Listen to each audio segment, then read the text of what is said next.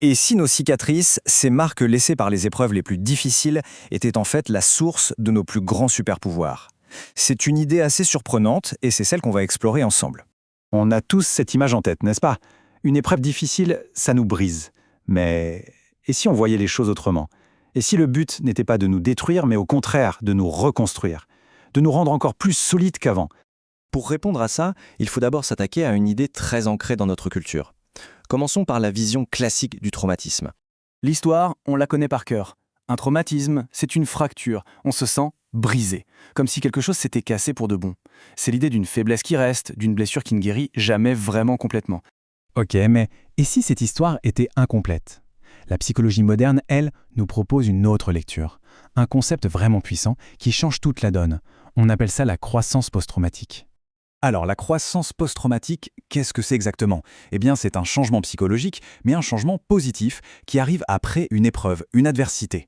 Attention, ça ne veut pas dire qu'on oublie la douleur, loin de là. Il s'agit de voir ce qui peut naître de ce combat. Et là, regardez bien ce face-à-face. D'un côté, on a les mots de la défaite, brisé, affaibli, endommagé. Et de l'autre, ceux de la renaissance, reconstruit, rendu plus solide, transformé. Ce n'est pas juste un jeu de mots, c'est un changement de perspective qui est radical. Et ça nous amène à une image très très forte pour comprendre ce processus. L'idée que la véritable force peut naître de nos propres fissures. Le parcours, il est vraiment fascinant. Tout commence avec l'épreuve, bien sûr. C'est elle qui crée la fissure. Mais au lieu de mener à l'effondrement, cette fissure devient le point de départ d'une transformation. Et au bout du chemin, une force nouvelle, souvent bien plus résiliente. Cette phrase, elle est au cœur de tout.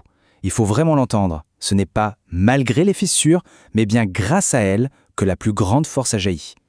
La vulnérabilité devient en quelque sorte le point de départ de la puissance.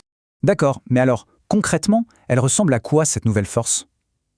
C'est là qu'on découvre la véritable récompense de ce cheminement, l'émergence d'une sagesse complètement inédite.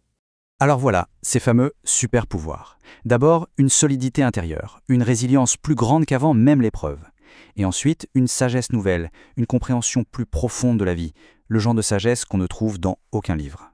Et ça, c'est peut-être le message le plus important à retenir. Dans cette nouvelle perspective, une épreuve, ce n'est plus une fin en soi. C'est un début, le début d'une nouvelle force intérieure.